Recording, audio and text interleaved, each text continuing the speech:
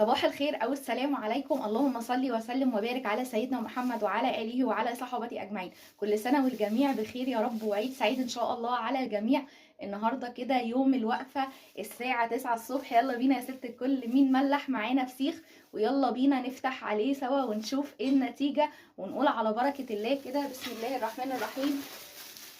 انا كده هبدا بقى اشيل الاكياس بتاعتي.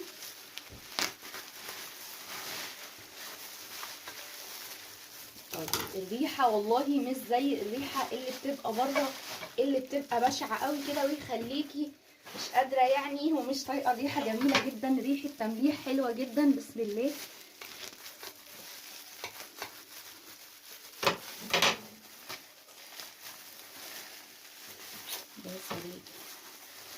طبعا احنا شفنا الاكياس اللي ملح معانا، شفنا الاكياس بتاعتنا كانت قد ايه. بصوا بقى، انا قصيت الاكياس بسم الله الرحمن الرحيم. شايفه الجمال؟ اول حاجه بعملها اول ما بفتح عليه ببص في دماغه، دي اول حاجه. الحمد لله ما فيهاش حاجه. دي الفسيخ بتاعنا بسم الله ما شاء الله، سمنه سمنه والله. ده اللي اجمل احساس في الكون. الله على الجمال، الفسيخيه ما شاء الله. شايفه الطريان؟ زبده. طبعا احنا هنفتح الفسيخ دلوقتي، بس طبعا لما نفضي الليله دي شويه كده. بسم الله.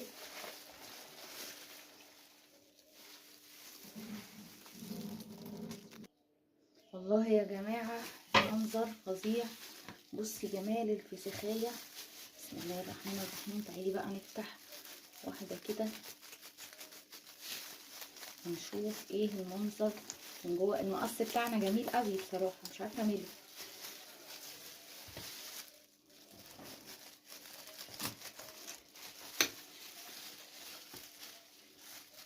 انت كده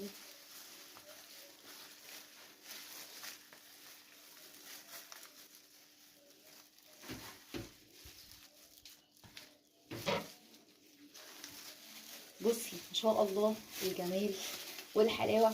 والله بتفرج امبارح على النت، تخيلي الاقي الكيلو وصل ل 400 جنيه. ليه ان شاء الله؟ ليه؟ ده هو شويه ملح وشطه وعملناه بنظافه وحلاوه البيت. شايفه الجمال واللون؟ بصي يا ست الكل، احنا كده كده هنشيل الهيكل. بصي الجمال، مش مستحمل ايه الجمال والحلاوه دي والنظافه والريحه اللي ما تقلبش ريحه البيت، ريحه الفسيخ الحلوه اللي تفتح النفس، مش اللي تخليكي تجري منها. تعالي بقى نفتح كمان واحده بسم الله. بصراحه انا شلت الجوانتي.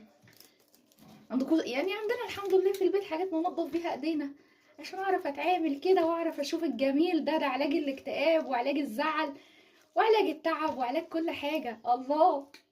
الله على الجمال. بالنسبه لي دي كده فرحه العيد. تعالي كده بصي الدوبان، شايفه الدوبان والجمال؟ ايه الحلاوه دي؟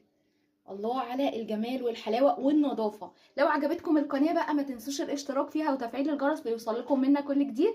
الطريقه كانت حلوه ونزلت على القناه من بدايتها لحد نهايتها.